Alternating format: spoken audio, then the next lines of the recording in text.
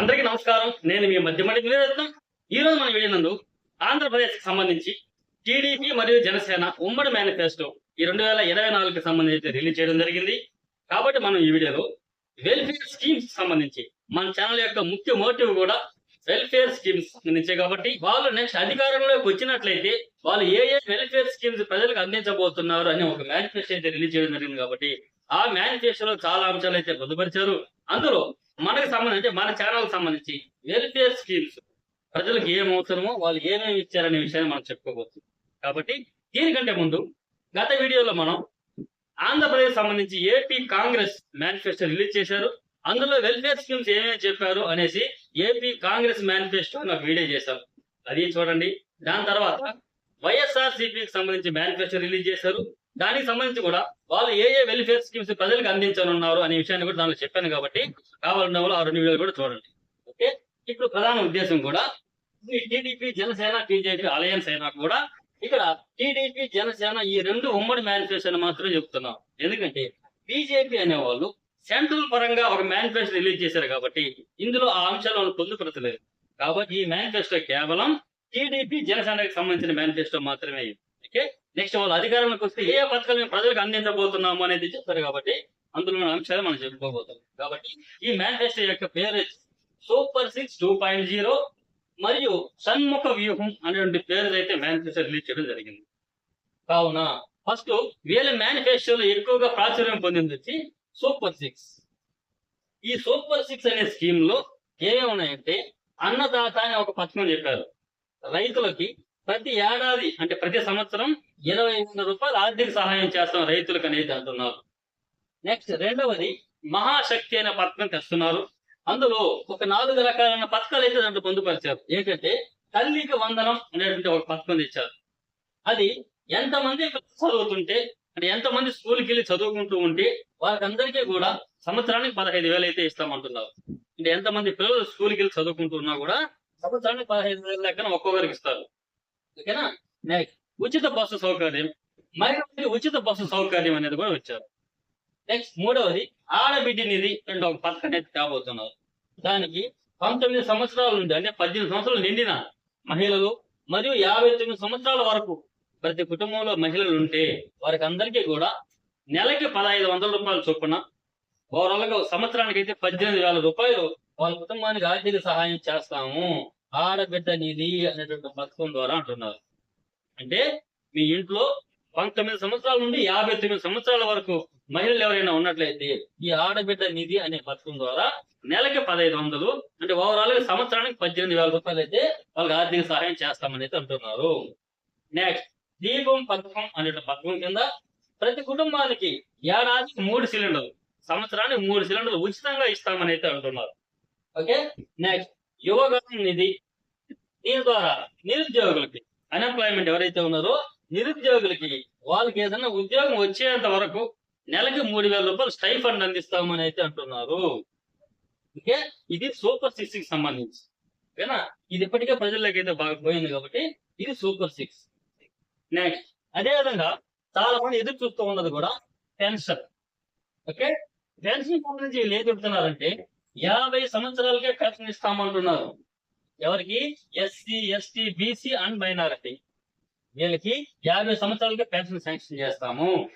Next వీళ్ళు వృద్ధులకి 4,000 రూపాయలు పెన్షన్ ఇస్తాము, దివ్యాంగులకి 6,000 రూపాయలు పెన్షన్ ఇస్తామని అయితే అంటున్నారు. ఓకే, కాబట్టి మేము అధికారులకు వచ్చినట్టయితే పెన్షన్ ఈ విధంగా ఇవ్వబోతున్నాము. దీన్ని ఏప్రిల్ నుంచి అమలు చేయబోతున్నాం. ఏప్రిల్ 2024 నుంచి అమలు చేయబోతున్నాం. అంటే ఒకవేళ మేము జూన్ లో అధికారం చేపట్టినట్లయితే ఇప్పటి నుండి ఏప్రిల్ మే జూన్ ఈ 3 నెలలకు సంబంధించిన అమౌంట్ కూడా మీకు జూలై నెలలో కలిపి చేస్తామని కూడా అంటున్నారు. ఓకేనా. ఇది నెక్స్ట్ పూర్తిగా కాళ్ళు చేతులు లేని వారికి పింఛన్ నెలకి 15,000 రూపాయలు అనేది ఇస్తున్నారు. నెక్స్ట్ కిడ్నీ తలసేమియా వ్యాధిగ్రస్తులు ఎవరైనా ఉన్నట్లయితే వాళ్ళకి నెలకి 10,000 రూపాయలు ఖర్చు అందజేస్తామనేది అంటున్నారు.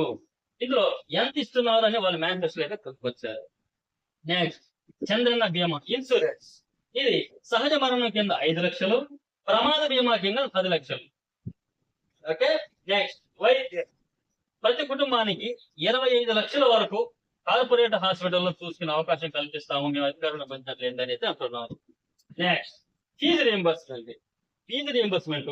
పీజీ విద్యార్థులకు కూడా గవర్నమెంట్ కానీ ప్రైవేట్ కానీ అన్ఎయిడెడ్ కానీ ఏ కాలేజీలో చదువుతూ ఉన్నా కూడా వాళ్ళకు కూడా ఫీజు రియంబర్స్మెంట్ వర్తింపజేయడం చేస్తామని అంటున్నారు.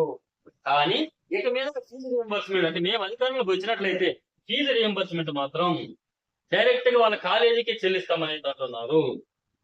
నెక్స్ట్ డ్వాక్రా గ్రూపులకు సంబంధించి 10 లక్షల వరకు వడ్డీ లేని రుణాలు ఇస్తారంట. నెక్స్ట్ జూనియర్ లాయర్లకు స్టైఫండ్ నెలకు 10,000 ఇస్తామంటున్నారు. నెక్స్ట్ గ్రామ వార్డు వాలంటీర్స్ ఎవరైతే ఉన్నారో వాళ్ళకి గౌరవ వేతన కింద 10,000 రూపాయలు ఇస్తామని అయితే అంటున్నారు. ఓకే. నెక్స్ట్ ప్రతి ఏటా మెగా డిఎస్సి, అదేవిధంగా జాబ్ క్యాలెండర్. ఈ మెగా డిఎస్సి పైన కూడా మొదటి సంతకం పెడతామని కూడా ఈ పార్టీ అధినేత అయితే చెబుతూ ఉంటారు. నెక్స్ట్ మధ్యకారులకు వాళ్ళు వేట నిషేధ సమయాన 20,000 రూపాయలు ఆర్థిక సహాయం చేస్తామని అయితే అంటున్నారు. నెక్స్ట్ పేదలందరికీ ఇల్లు. ఇది కూడా చాలా ఇంపార్టెంట్. పేదలందరికీ ఇల్లు. ఇది పట్టణంలో నివసించే వాళ్ళు, ఇల్లు లేని వాళ్ళు ఎవరైనా ఉంటే వాళ్ళకి 2 సెంట్లు ఇస్తాము. గ్రామంలో నివసించే వారికి, ఇల్లు లేని వారికి 3 సెంట్లు స్థలం కేటాయిస్తామని అయితే అంటున్నారు. ఓకే. నెక్స్ట్ దేవాలయాల్లో పనిచేసే వాళ్ళకి, ఓకే, దేవాలయాల్లో పనిచేసే బ్రాహ్మణులకి నెలకి 25,000 జీతం లెక్కనిస్తామంటున్నారు. అదే విధంగా మసీదులో చూసుకున్నట్లయితే ఇమాములకి 10,000 రూపాయలు నెలకి, మౌజన్లకి 5,000 రూపాయలు గౌరవ వేతనం ఇస్తామని అయితే అంటున్నారు. నెక్స్ట్ మసీద్ నిర్వహణ ఖర్చు కోసం ప్రతి నెల 5,000 రూపాయలు ఆర్థిక సహాయం చేస్తామని అయితే అంటున్నారు. నెక్స్ట్ హజ్ యాత్రకు సంబంధించి పోవాలనుకుంటే ఒక్కొక్కరి 1 లక్ష రూపాయలు ఆర్థిక సహాయం చేస్తామని అయితే అంటున్నారు. ఓకే. ఇది నెక్స్ట్ ఉద్యోగులకు సంబంధించినట్లయితే ఎంప్లాయీస్, పెన్షనర్స్ కి 1వ తేదీని జీతాలు ఇస్తామని అయితే మేనిఫెస్టోని పొందుపరచడం జరిగింది. Next outsourcing employees, contract employees, consultation fee కింద పనిచేసిన ఎంప్లాయీస్, వీళ్ళకందరికీ కూడా ఈ ప్రభుత్వ పథకాలన్నీ కూడా వర్తించేటట్టు చేస్తామని అయితే అంటున్నారు. ఓకే. నెక్స్ట్ చేనేతలకు సంబంధించి వాళ్ళు పవర్ రూమ్స్ మెయింటైన్ చేసుకున్న వాళ్ళకి నెలకి 500 యూనిట్ల వరకు ఫ్రీ కరెంట్ ఇస్తామని అయితే అంటున్నారు. నెక్స్ట్ అదేవిధంగా హ్యాండ్లూమ్స్ చేసే వాళ్ళకి నెలకి 200 యూనిట్ల వరకు ఫ్రీ కరెంట్ అయితే ఇస్తామని అయితే అంటున్నారు. ఓకే.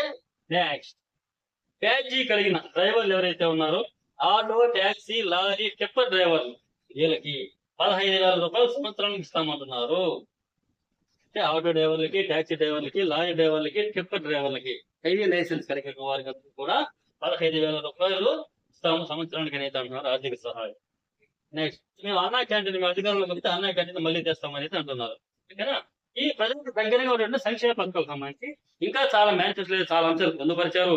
కానీ ప్రజలకు అవసరమైంది ఎక్కువ వెల్ఫేర్ స్కీమ్ సంబంధించి మన ఛానల్లో మనం చెప్పేటువంటి ఇదే కాబట్టి వెల్ఫేర్ స్కీమ్స్ ఉన్న అంశాలు అయితే మీకు తెలియజేయడం జరిగింది. కాబట్టి ఇన్ఫర్మేషన్ చూడండి. ఇదే విధంగా గతంలో వైఎస్ఆర్సీపీ యొక్క మేనిఫెస్టో, అదే విధంగా ఐపీ కాంగ్రెస్ యొక్క మేనిఫెస్టో, ఇవన్నీ కూడా గతంలో చెప్పాను కాబట్టి ఈ మూడింటిని ఒకసారి చెక్ చేసుకోండి. ఈ మేనిఫెస్టోకి సంబంధించిన ముఖ్యమైన అంశాలు. ఈ మేనిఫెస్టోకి సంబంధించి మీరేమన్నా మీ స్పందన కామెంట్ రూపంలో తెలియజేయాలంటే తెలియజేయండి. ఓకే. ఇకండి నెక్స్ట్ వీడియోతో, నెక్స్ట్ అప్డేట్ తో మళ్ళీ కలుసుకుందాం. అంతవరకు సెలవు. నేను మీ మధ్య